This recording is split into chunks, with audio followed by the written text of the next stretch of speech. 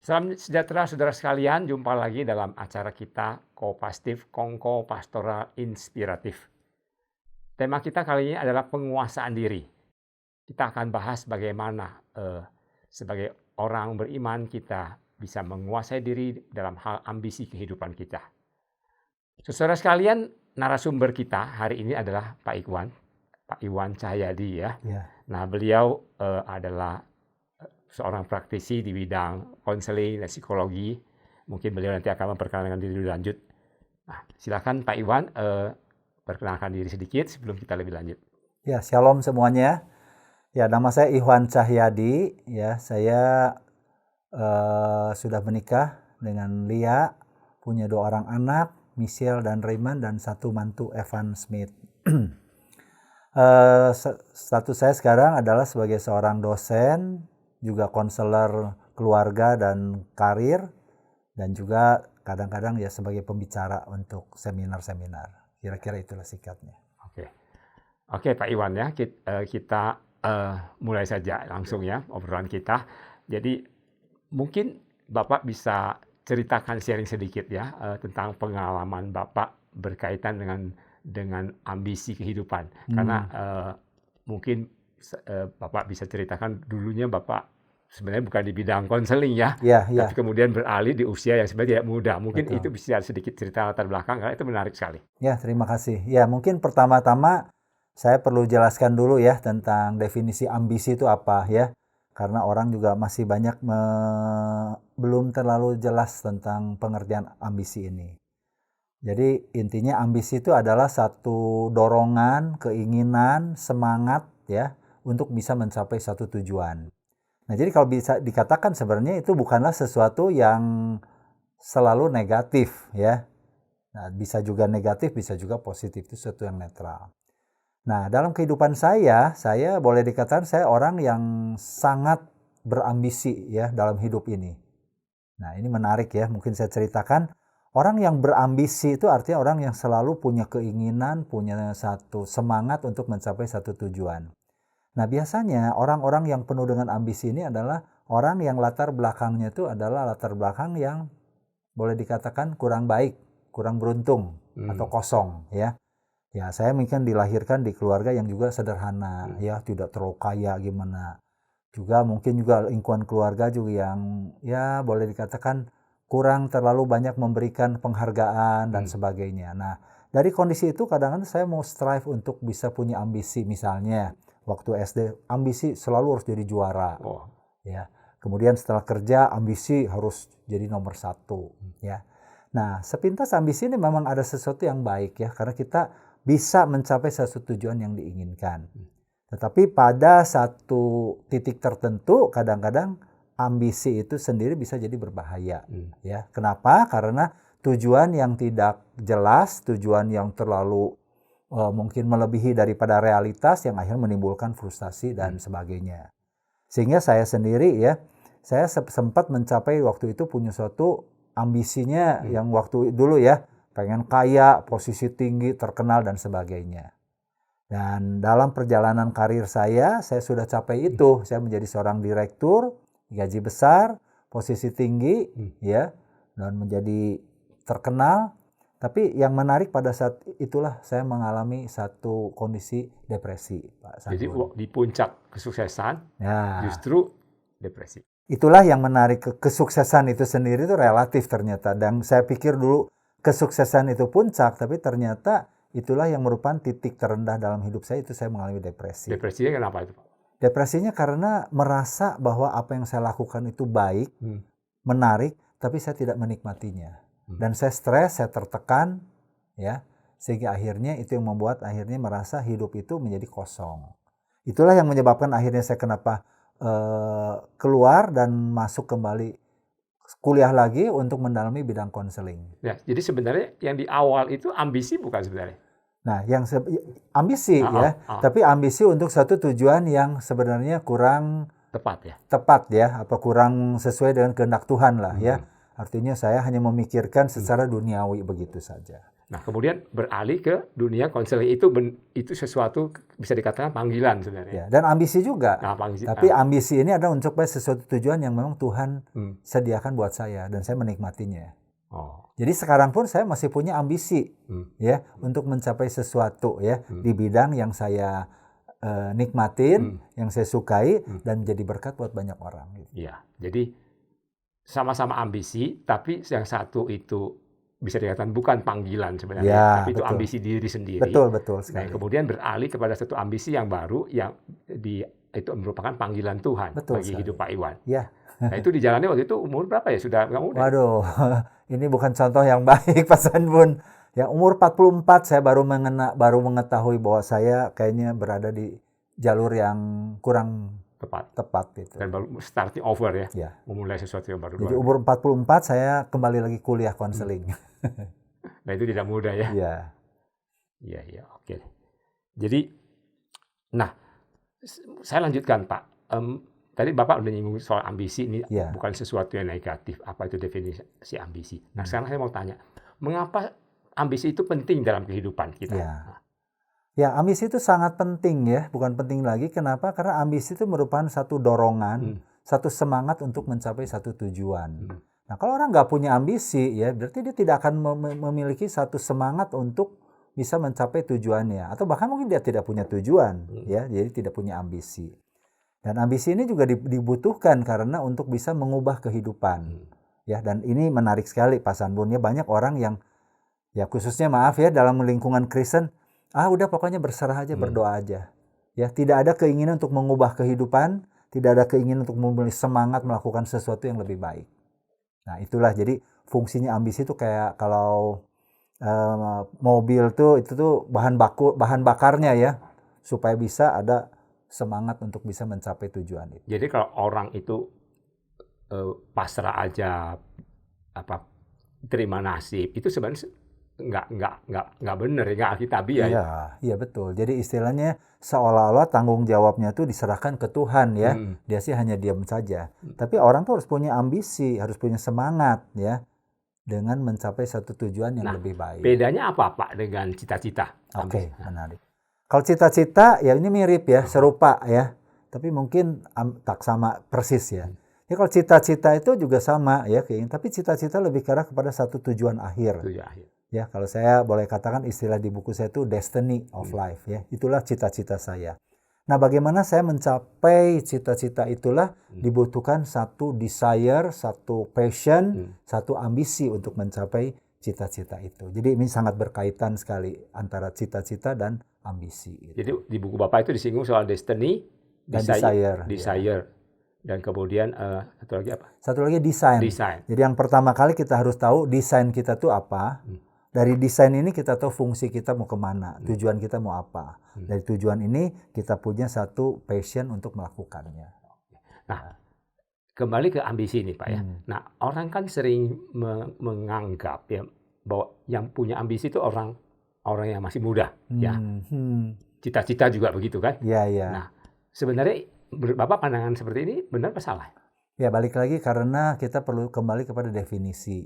Ya, kalau bicara bahwa definisi ambisi itu negatif, ya berarti seolah-olah orang Kristen juga jangan punya ambisi. Betul. Atau orang yang sudah lansia, sudah pensiun ya udah nggak usah, kamu nggak usah ambisi lagi gitu loh ya. Nah, menurut saya itu pengertian yang keliru karena definisi ambisi itu sebenarnya adalah netral. Ambisi itu adalah satu semangat, dorongan untuk mencapai sesuatu. Nah, sedangkan meskipun kita udah pensiun, meskipun kita udah lansia, saya percaya kita tidak akan berdiam diri, tidak melakukan apa-apa. Masih banyak fungsi-fungsi yang kita bisa lakukan. Misalnya sebagai pendoa, melayani Tuhan, ya kan, memberkati orang dan sebagainya. Menurut saya itu sesuatu yang perlu kita capai. Jadi orang yang sudah lansia pun perlu ada ambisi, cuman yang penting ambisinya untuk mencapai apa. Nah, ininya yang perlu kita sesuaikan sesuai dengan umur kita. Jadi ambisi itu sebenarnya seumur hidup ya. Cuman tadi itu kalau tiap tahapan hidup manusia ada ambisinya beda-beda. Iya, gitu kan? Tujuannya beda-beda, semangatnya harus tetap sama. Ya kan, bagaimana kita harus capai satu tahap. Misalnya orang yang lansia, ya tahapannya bukan lagi mencari, tapi memberi. Betul. Itu kan satu ambisi, satu tujuan yang misalkan satu goal, saya ingin memberkati orang dengan apa yang saya miliki, ya. Memberkati itu bisa dengan uangnya, dengan waktunya, dengan pikirannya, dengan cintanya. Nah, itu adalah satu tujuan. Nah, dia berambisi untuk bisa merealisasikan itu. Oke, ya, menarik sekali Pak ya. Ya. Nah, saya lanjutkan lagi Pak. Nah, sebagai orang Kristen nih kita, ambisi seperti apa ini orang Kristen harus miliki atau seperti apa? Ya, itu jadi kita balik lagi, ambisi yang seperti apa kita kaitkan kepada tujuannya. Ya, kita sebagai orang Kristen, kalau menurut saya mungkin boleh kutip satu ayat aja yang sangat luar biasa, itu adalah dari Efesus 2 ayat 10, Pak Sanbun. Ya, dikatakan di situ karena kita ini buatan Allah, diciptakan oleh Kristus Yesus untuk apa? Untuk melakukan pekerjaan baik. Pekerjaan baik yang seperti apa? Pekerjaan baik yang dipersiapkan Allah sebelumnya, dan Ia mau supaya kita hidup di dalamnya. Jadi sebenarnya di dalam hidup kita ini, ya, Tuhan itu sudah memberikan kepada kita satu goal, satu tujuan, satu panggilan hidup tadi, ya. Nah, seringkali kita tidak mengetahui itu, ya. Padahal dikatakan di Efesus 2, dan Ia mau supaya kita hidup di dalamnya, karena Tuhan sudah persiapkan. Nah, jadi bagian kita sebagai orang Kristen adalah ambisi itu harus dikaitkan dengan panggilan hidup. Panggilan hidup saya apa? Itulah ambisi kita untuk capai panggilan hidup itu. Jalaninlah itu dengan semangat. Iya, iya. Kira-kira begitu, ya. Jadi jangan mencari ya tujuan itu, tapi menemukan, karena Tuhan sudah sediakan buat kita. Jadi Tuhan sudah sediakan, kita tugas menemukan. Dan kita berambisi untuk mencapai panggilan itu. Oke Pak, jadi dengan kata lain sebenarnya batas-batas apa nih kita sebagai orang Kristen harus perhatikan di dalam hal kita mengejar ambisi? Ya, jadi kita harus tahu ya, batasannya tuh apa ini ambisi, karena begini ya, kalau ambisi ya itu berlebihan, itu menjadi obsesi. Nah, ini yang mungkin negatif, yang seringkali orang campur adukan ya antara obsesi dengan ambisi ini. Jadi obsesi itu adalah satu ambisi yang berlebihan, yang akhirnya melampaui batas-batas yang diinginkan. Di dalam buku saya menuliskan ada 4 kurang lebih tanda bahwa inilah sebenarnya ambisi yang baik, yang sehat itu ya. Yang pertama adalah ambisi yang baik itu adalah apapun yang saya lakukan itu memberkati orang sekeliling saya. Itu pasti. Kalau apapun yang saya lakukan banyak merugikan, itu berarti udah jelas itu ambisi yang tidak baik ya. Merugikan apalagi melukain. Yang kedua, selain memberkati orang, kita juga harus menikmatinya. Enjoy. Nah, salah satu yang saya alamin dulu tuh, orang lain diberkati karena saya kerja mati-matian. Tapi saya nggak enjoy. Saya nggak menikmati karena saya over pressure. Ya. Nah, ini apakah saya masih menikmati nggak apa yang saya lakukan ini? Bukan hanya menjadi berkat ya? Ya, bukan hanya menjadi berkat, karena Tuhan juga pengen kita hidup tuh bersuka cita, menikmati. Jadi selain memberkati orang, yang kedua adalah kita menikmati. Yang ketiga, sesuaikan dengan karunia rohani kita. Sesuaikan dengan bakat alamiah kita. Baru kita enjoy melakukannya. Jangan ngikut-ngikut orang lain. Ya, yang terakhir adalah ambisi yang sehat adalah dari apa yang 3 ini kita bisa kembangkan terus. Bukan berarti stuck di situ saja. Gitu. Jadi harus terus berkembang ya. Ya. Jadi walaupun tadi kita bicara lansia, itu juga masih bisa berkembang. Masih bisa berkembang. Iya. Jadi nggak ada kata sebenarnya kita itu tanda kutip pensiun terus berhenti bertumbuh berkembang ya. Iya. Saya percaya mungkin pertumbuhan itu berhenti pada saat kita pulang ke rumah Bapak. Itu akhir dari pertumbuhan kita. Iya, betul. Nah, Pak Iwan, di dalam Alkitab kan kita mengenal istilah buaro ya. Iya. Salah satu sifat dari buaro itu penguasaan diri. Nah, saya mau tanya nih, apa sebenarnya keterkaitan antara ambisi dengan penguasaan diri? Ya, bagus sekali ya. Jadi tadi kita lihat sebagai orang Kristen kita harus tahu panggilan hidup kita. Nah, penguasaan diri ini sangat sepertinya tuh seperti kayak rambu-rambu lah. Kalau di jalan raya tuh ya, rambu-rambu yang mengingatkan kita, hati-hati loh. Kamu tuh udah mulai keluar jalur, ya. Atau mungkin ada satu pagar, satu batasan yang bisa membuat kita ambisinya menjadi berlebihan. Yang tadi ya, bahwa kalau ambisi tanpa ada penguasaan diri itu akan menjadi obsesi.